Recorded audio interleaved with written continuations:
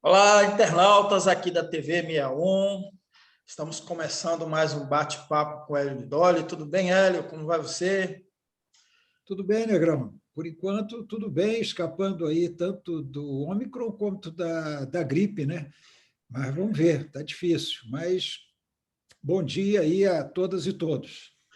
Bom dia. Só justificando, inclusive, a nossa ausência na quarta-feira com o nosso bate-papo com o Hélio Lidoli, porque eu fui acometido pela tal gripe. Estou me recuperando agora. Pedir desculpas aí, a gente vai fazer esse programa e o Hélio vai ficar muito mais com vocês aí do que eu. Hélio, você nos trouxe aqui alguns temas que, além dessa loucura do Bolsonaro contra a vacinação de crianças, ataque à Anvisa, ele falando para o público dele, né, um candidato à reeleição, né, precisando de voto da maioria da população para se reeleger, ele aposta aí, continua apostando nos 15%, 20% que ele deve ter de apoio. Nós vamos fazer esse apanhado com o Hélio vai trazer lá desde o final das férias de Bolsonaro, a ida para o hospital e todo esse ataque que ele faz à vacinação de crianças. Outro ponto que o Hélio vai abordar, essas duas posições do Exército Brasileiro, uma de defender a vacina e o uso de prevenção contra a Covid nos quartéis, e a outra, a possibilidade de colocar as tropas em prontidão a partir de setembro deste ano, nas vésperas das eleições. No baú do Hélio, nós vamos continuar falando aí, a partir da avaliação que ele faz do filme Marighella, de posicionamentos esquerdistas. Hélio, queria que você começasse, Hélio. Olha só, eu fiquei impressionado, assim, a gente não se surpreende com Bolsonaro, né? Mas essa defesa dele, né, aliás, essa antidefesa da vacina, a posição contrária dele da vacinação de crianças, assim, o que significa isso, né? Uma coisa, ele está falando para quem, né? Até os aliados dele, me parece que não estão concordando, pelo menos parte dos aliados não estão concordando com essa posição declaradamente genocida, né? Negrão, o Bolsonaro está jogando errado, né? Está jogando totalmente errado do ponto de vista de alguém que quer ser reeleito presidente da República. A gente está vendo que a base dele está diminuindo.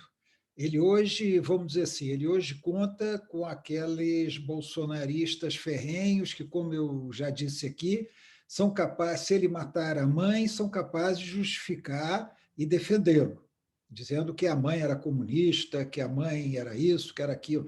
Essa turma é irracional, quer dizer, é irracional em termos de resultados, porque são fundamentalistas, são fascistas, são ignorantes, então machistas. Essa pior escória da sociedade brasileira é o que hoje apoia o Bolsonaro.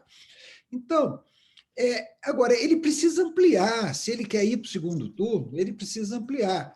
E o que ele faz é o seguinte: ele fala diretamente só para essa corja, só para a bandidagem que o apoia. Ele só fala para esse público.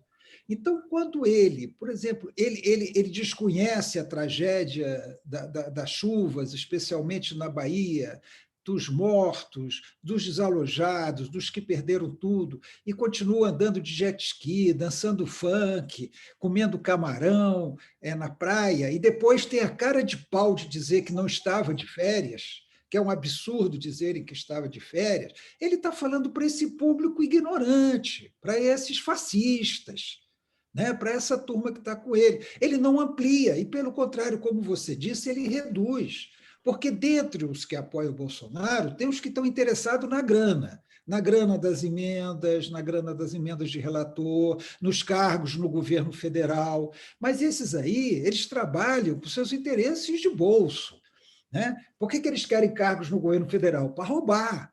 Por que eles querem as emendas de relator? Para roubar. É para isso que eles querem. No momento em que eles sentem que aí não há perspectiva de poder, eles abandonam o Bolsonaro. Eles vão abandonar o Bolsonaro. Então, ele está perdendo em vez de ganhar. E aí agora ele vem, quer dizer, aquela fala dele ontem, nas famosas lives de quinta-feira, seria suficiente para que ele fosse afastado da presidência da República. O cara claramente se torna um propagandista contrário à vacina, e pior, a vacina para crianças. Isso por si só, partindo de um presidente da República, qualquer cidadão tem um direito, né? Eu sou contra a vacina, eu não acredito na ciência, eu acho que vão colocar em mim um DNA chinês. Tudo bem, o cidadão pode falar isso. Agora, um presidente da República defender, ser contra a vacina, defender a não vacinação de criança e atacar um órgão de Estado, que é a Anvisa, o presidente atacar um órgão de Estado porque ele não pode tirar o almirante que ele colocou lá como presidente, porque ele tem mandato, as agências reguladoras, os seus diretores têm mandato, não podem ser afastados pelo presidente da República, como ele certamente já teria feito, se pudesse, afastado o almirante que é presidente da Anvisa. Então, o que a gente vê é o Bolsonaro estreitando cada vez mais, né? E, com isso, ele é atacado. E qual é o objetivo? Aí vamos ser claros. Qual é o objetivo dos partidos da chamada terceira via? Eles querem desgastar Bolsonaro ao máximo para que ele caia e não vá para o segundo turno. E alguém da terceira via enfrente o Lula no segundo turno. Mas isso vamos dizer assim, isso é uma consequência do comportamento do Bolsonaro. Essa questão do hospital, Negrão, na minha opinião, é uma farsa, foi uma farsa. Ele teve obstrução intestinal? Pode ter tido, sim, não vou negar que ele possa ter tido uma obstrução intestinal, que ele poderia tratar com laxante, Negrão, a internação no hospital, ir para São Paulo, se internar no hospital, tirar foto, fazer aquilo tudo, para depois trazer o médico das Bahamas com um avião fretado, sei lá o quê, pagando milhões, aí para o cara chegar e falar, não precisa de cirurgia não, ele já evacuou. Está tudo bem agora. Ora, a gente sabe, né? Ele quer faturar a facada vai ser permanentemente faturada por Bolsonaro e bolsonaristas. Aquele sabujo do Queiroga, que deveria perder sua condição de médico, porque ele é cúmplice disso tudo que Bolsonaro faz, aí o Queiroga já vem falar da facada, aí a Michele vem falar da facada. Ele quer faturar a facada e ele quer ter pretexto para, na época da campanha eleitoral, fugir dos debates. Você imagina Bolsonaro no debate? Né? E contra o Lula, ou mesmo contra... O Moro é um fracasso, o Moro não vai saber debater. Ele também não estaria aí tentando neutralizar o fato de ter sido extremamente negativo, ele ficar indiferente em relação às vítimas das enchentes na Bahia, sobretudo? Sim, é uma tática que ele sempre usa, né, Negrão? Quando tem um assunto muito negativo para ele encontra uma maneira de tirar o assunto. Eu fico um pouco impressionado, Negrão, como a imprensa cai nessa. Estou falando da grande imprensa. A grande imprensa cai nessa com uma facilidade, entendeu? Assim, quer dizer, ela entra no jogo do Bolsonaro. Às vezes eu fico assim, uns por má fé mesmo, outros por incompetência jornalística. Eles não estão vendo, eles não estão enxergando que isso é uma armação, aí tratam com seriedade, Bolsonaro, internado, do boletim médico, ele está melhorando a cirurgia, tratam com seriedade a armação que o Bolsonaro faz para atingir esse objetivo que você está fazendo, para ressaltar a facada, para lembrar sempre que ele levou uma facada, que a gente não sabe exatamente em que circunstâncias, como foi, qual a profundidade, para colocar o médico para falar, para criar e afastar o tema. Você vê que pararam de falar nas férias dele, pararam de falar nisso tudo. E a imprensa cai como patinho. Quando eu vejo os repórteres da televisão tratando a internação de Bolsonaro como se fosse coisa séria, eu fico envergonhado do jornalismo, Negrão. O Hélio, só um minuto. Oi, Negrão. Opa, estou aqui. Já está me embananando um pouco aqui. Hélio, essa posição do Exército Brasileiro de determinar que todos retornem as atividades vacinados, comprovadamente vacinados e com toda a proteção, máscara e tudo, confronta diretamente posições do Bolsonaro, né? Como é que você analisa isso? Negrão, eu acho que esse talvez seja um dos temas mais importantes nesse momento. São dois, na verdade, são três movimentos interessantes. Vou citar. O primeiro deles foi há poucos dias o Bolsonaro questionando mais uma vez as urnas eletrônicas, se respaldando numa suposta restrição que o Ministério da Defesa faria às urnas eletrônicas. Bolsonaro andou falando disso outro dia. Ora, Ministério da Defesa, a gente sabe quem que é. É o ministro Braga Neto, general, bolsonarista raiz, com tendências fascistoides. Esse é o ministro da Defesa. Mas logo depois vem o comandante do Exército, isso é muito interessante, o general Paulo Sérgio Nogueira, e faz isso que você acabou de falar. Ele solta uma instrução de várias páginas, acho que são 8 páginas, dizendo, em resumo, o seguinte: todos os componentes do Exército devem se vacinar, só devem voltar ao trabalho presencial 15 dias depois da vacinação, tem que usar máscara, lavar a mão, transmitir isso às suas famílias e não publicar fake news nas redes sociais, só publicar notícias confirmadas. Olha, Negrão, tudo isso confronta Bolsonaro. Tudo isso. Bolsonaro já disse que no Palácio do Planalto é proibido usar máscara. Bolsonaro é contra a vacinação. Já disse que ele não se vacinou e não vai se vacinar. Não sei se é verdade, mas ele disse isso. Né? Bolsonaro é contra o trabalho à distância, ele quer todo mundo em seu local de trabalho. Bolsonaro é o maior defensor declarado das fake news. Ele chega a dizer que fake news é liberdade de expressão. Então, quer dizer, o comandante do Exército confrontou realmente Bolsonaro. Essa é uma outra questão. E poucos dias depois dele dizer que o Ministério da Defesa contesta as urnas eletrônicas. E aí tem um terceiro movimento, Negrão, que é a notícia, eu acho que foi publicada, se eu não me engano, pela Folha de São Paulo. Desculpe aí a confusão que eu estou fazendo, mas eu acho que foi Folha de São Paulo. Dizendo que o Exército resolveu que todos os treinamentos militares, todas as situações têm que se encerrar em setembro. Por quê? Porque o comando do Exército está preocupado com a possibilidade de ser uma campanha eleitoral com muita violência, com incidentes graves, e está preocupado com as eleições. O que isso significa? Pode significar duas coisas.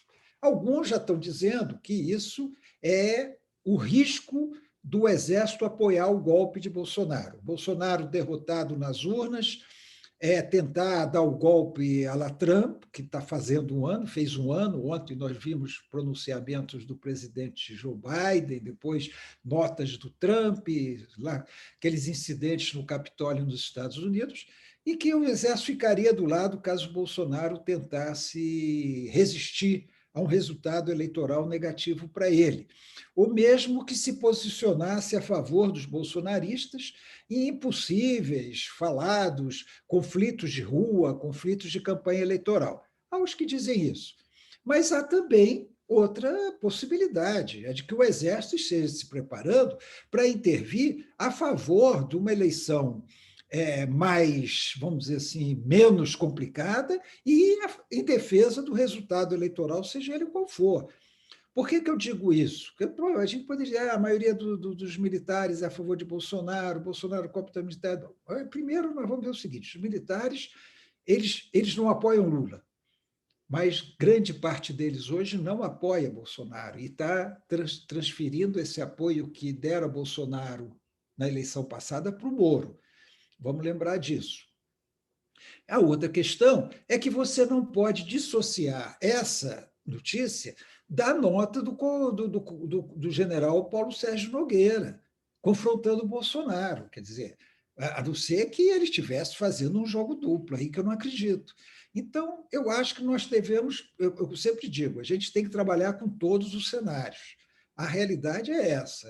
Segundo a notícia que eu acho que é da Folha de São Paulo, o Exército vai estar, vamos dizer assim, um termo antigo, a gente falava, muito naquela época dos golpes e das ameaças de golpe, o Exército vai estar de prontidão. Ou seja, o Exército vai estar preparado para agir caso haja incidentes de campanha, caso haja resistência ao resultado eleitoral. De que lado ele vai estar? Há divergências e vamos contar com todos os cenários. Pela decisão do general Paulo Sérgio Nogueira, em defesa da vacina, em defesa da máscara, das medidas contra a fake news, eu posso avaliar que talvez o Exército esteja hoje, em grande parte, arrependido de sua postura pró-Bolsonaro e querendo realmente respeitar os resultados das eleições. Talvez até porque eles acreditem que Moro possa ganhar a eleição, sei lá. Mas eu acho que essas notícias são muito relevantes, Negrão. Com certeza, Hélio. O fato é que está muito difícil continuar embarcado aí nessa insanidade chamada Bolsonaro, né? Nem os militares que ele tanto bajula estão propensos a continuar aí nesse barco insano. Vamos então para o baú do Hélio. O baú do Hélio, ele prossegue fazendo a avaliação sobre a posição da esquerda, o esquerdismo, a doença infantil do comunismo. Hélio, no episódio passado você nos trouxe aí essa sua preocupação com esses setores radicais que não compreendem a atual conjuntura, inclusive dessa situação que você acabou de relatar, que a gente está aí com um pé na canoa e um pé numa canoa e um pé na outra canoa, e a gente não sabe para onde essa história pode ir, né? Negrão, o que eu queria falar é o seguinte, olha, como eu já disse em outras vezes, inclusive no nosso programa passado, a gente tem que entender cada situação em seu momento, né? Não dá para você analisar o que aconteceu nos anos 60 com a realidade de hoje, com a cabeça de hoje. Então, vamos lembrar, nos anos 60, houve um golpe militar em 64, houve muita discussão na esquerda em função disso, porque não houve resistência ao golpe, não houve reação ao golpe. Não é que não houve nenhuma reação, mas não houve uma reação eficaz ao golpe. Não houve, como aconteceu quando os militares tentaram impedir a posse do Jango, em 1961, houve resistência no Rio Grande do Sul, comandada por Leonel Brizola, com apoio de segmentos do Exército. Houve uma resistência. E essa resistência levou, inclusive, ao acordo que fez com que o Jango tomasse posse no sistema parlamentarista, que foi um acerto. Foi um acerto que só aconteceu porque houve a resistência armada a partir do Rio Grande do Sul. Houve a rede da legalidade, com transmissões para todo o país, transmissões radiofônicas para todo o país. Então, em 64 não houve isso, houve reações pontuais, esporádicas ao golpe. Então, isso aí provocou uma grande discussão na esquerda. À medida que a ditadura foi avançando, em 1968, você tinha a impressão de que a maioria da população apoiava aqueles que se rebelavam contra a ditadura. 68, 67, 68 foram o ano de grandes manifestações de massa, manifestações de estudantes, passeatas, mobilizações, a famosa passeata dos 100 mil, muita ação, greves operárias em Osasco, em Contagem. Então, havia uma impressão na esquerda de que a população estava apoiando aquilo. Eu me lembro, assim, um fato pessoal irrelevante, mas interessante. Eu me lembro uma vez, eu mais alguns colegas voltando do Elefante Branco, caminhando numa superquadra, e aí alguns garotos num bloco, quando nos viram, falaram: "Viva os estudantes!", bateram palma, tal, de cima lá do bloco. E é relevante, de forma mostra assim, havia um apoio aos estudantes. Eu já contei aqui, quando a gente fazia as passeatas ali, a polícia vinha, a gente se abrigava nas casas da W3 ou nos apartamentos, nas superquadras. As pessoas nos recebiam muito bem. Então, criou essa impressão. E aí começaram as ações armadas contra o regime, no pressuposto, e aí é que entra, num pressuposto de que a organização de uma guerrilha rural e a preparação dessa guerrilha rural seria necessária com expropriação de fundos dos bancos, assaltos a bancos, com ações armadas de propaganda, iria derrubar a ditadura. E aí é que eu quero entrar, Negrão. Na verdade, uma concepção totalmente errada. E quando eu falo disso, o maior respeito a todos os que se envolveram nisso, inclusive eu próprio me envolvi nessa tese de que a luta armada seria o único caminho para derrubar aquela ditadura. Aí veio o AI-5, e o AI-5 fechou todas as portas, o AI-5 impediu qualquer manifestação, acabou com o habeas corpus, caçou deputados. Então, você imagina aqueles jovens, alguns não tão jovens, e vendo cerceado, olha, não tem mais para onde ir. O caso agora realmente é pegar em armas e combater a ditadura. Uma visão, Negrão, que hoje se mostra totalmente equivocada. Então, eu estou falando disso não é para dizer que é absurdo, criticar os que tomaram essa posição, inclusive o próprio Marighella, mas mostrou que nós, me incluo isso, uma posição que não era relevante de comando, mas nós não fizemos a análise concreta da situação concreta, como mandam os manuais do marxismo. Né? Quer dizer, a análise concreta da situação concreta mostraria que a correlação de forças era totalmente desfavorável, que não havia condições alguma de enfrentar as forças armadas brasileiras, fosse com guerra de guerrilhas, fosse com guerra popular, fosse com guerrilha urbana, fosse com as ações urbanas, e adotamos uma tática, uma estratégia errada. A organização da qual eu participava fez essa autocrítica ainda em 1969, depois de fazer assaltos a bancos, depois de ocupar rádio, como houve no filme. A ALN ocupou rádio, o filme mostra isso, de uma maneira romanceada, como se toda a população tivesse sintonizada naquela rádio. Sabe que não foi isso que aconteceu? Não estava todo mundo sintonizado na rádio quando houve a transmissão da ALN, como também não estava todo mundo sintonizado na rádio quando a Ala Vermelha, a organização da qual eu participava, ocupou uma rádio em São Bernardo, foi no ABC, ocupou uma rádio também e fez uma transmissão revolucionária, radical.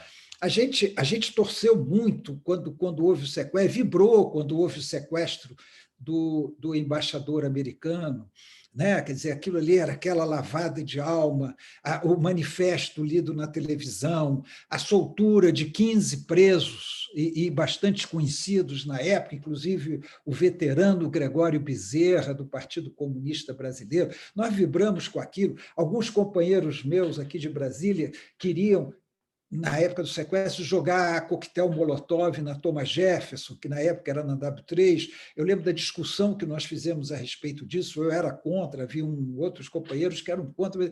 Isso aí não vai acrescentar nada, 2 ou 3 Molotovs na Thomas Jefferson, e vai aumentar a repressão contra nós. Isso por ocasião do sequestro do embaixador americano. Então, havia uma certa euforia e um desconhecimento da realidade, muito inspirado, Negrão, por 2 situações mal interpretadas no Brasil, principalmente uma, a situação cubana. Havia, na época, na esquerda, muita gente que acreditava no mito de que a Revolução Cubana, que foi um fato inédito, você vê que nunca houve outra revolução na América Latina como a Revolução Cubana. Teve a Revolução Sandinista, mas que não pôde radicalizar como a Revolução Cubana e acabou sendo derrubada por uma eleição, em 1990.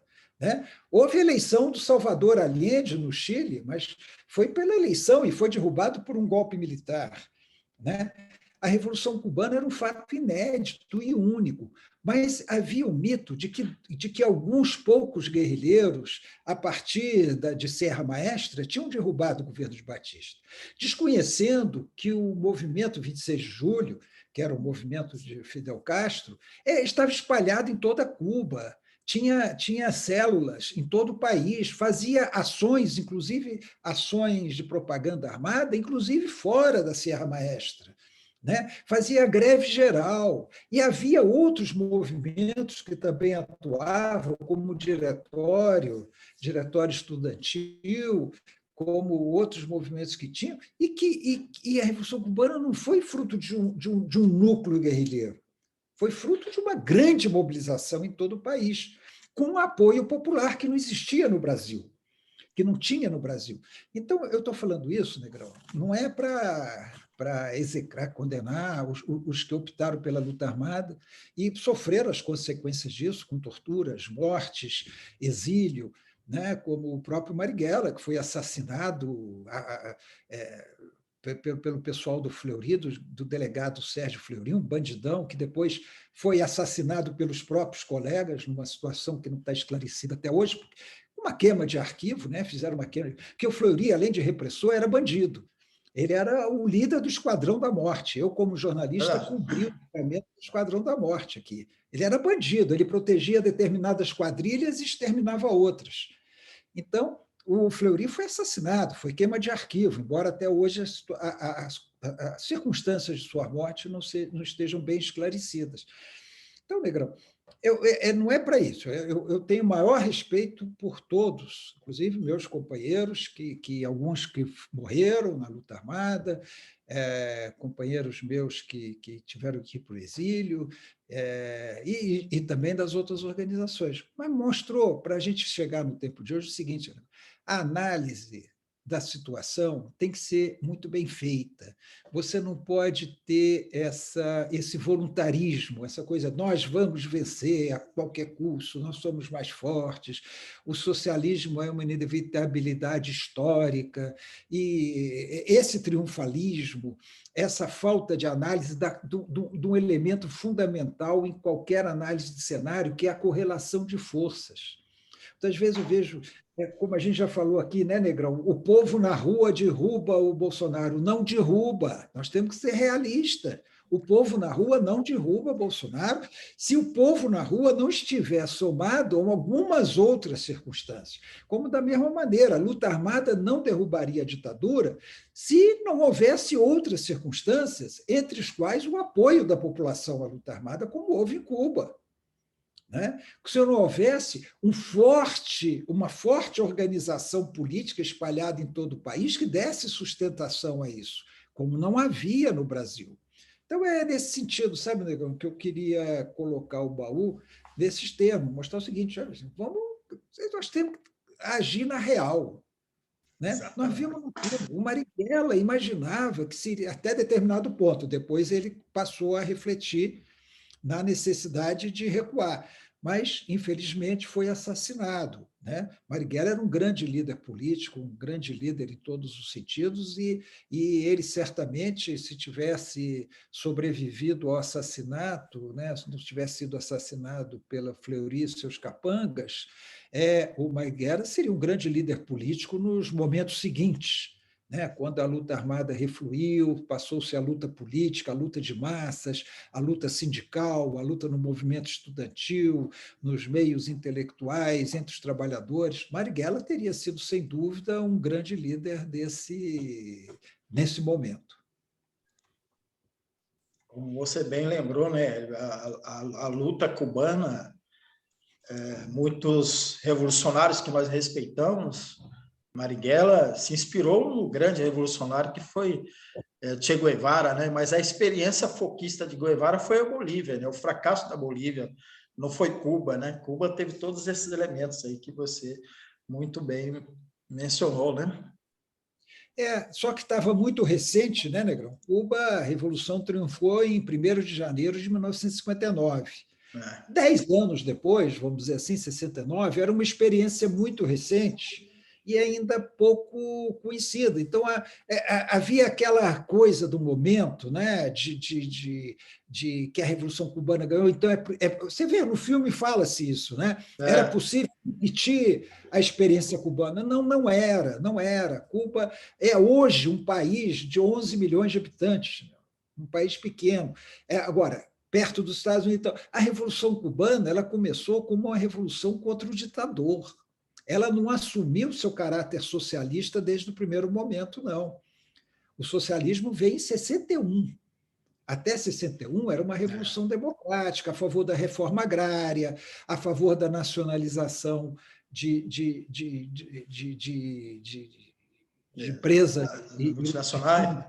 Americanas. Então, quer dizer, ela não era bem estudada no país, né? Então, se imaginava, você vê, Negrão, a minha organização, para ficar não falando dos outros, fazer autocrítica mesmo, a minha organização achava que seria possível repetir no Brasil a guerra popular que Mao Tse-tung fez na China. Você vê a irrealidade em que nós agíamos. Né? Repetir a guerra popular que Mao Tse-tung fez na China, no Brasil, o cerco das cidades pelo campo e tudo isso, ou repetir a experiência da guerrilha cubana no Brasil, que era um pouco a inspiração de outras organizações, como a ELN, a VPR, né? Era irreal, e nós temos que reconhecer isso hoje, até para não repetir esse erro agora. Né? Não repetir o erro de deixar de analisar a realidade, achar que nós estamos numa situação pré-revolucionária, que Lula ganhando a eleição tem que aplicar uma política radical de esquerda, estatizar os bancos, radicalizar, porque não há correlação de forças para isso hoje. Não há condições de fazer isso hoje. Então, a gente tem que cair na real, Negrão. Muito bem, e assim nós vamos encerrando mais um bate-papo com o Hélio Dolly, o último desta semana. Bom final de semana para todo mundo. Obrigado, Hélio, bom final de semana para você. A gente agradece a sua audiência, você que está nos assistindo aqui pela TV 61.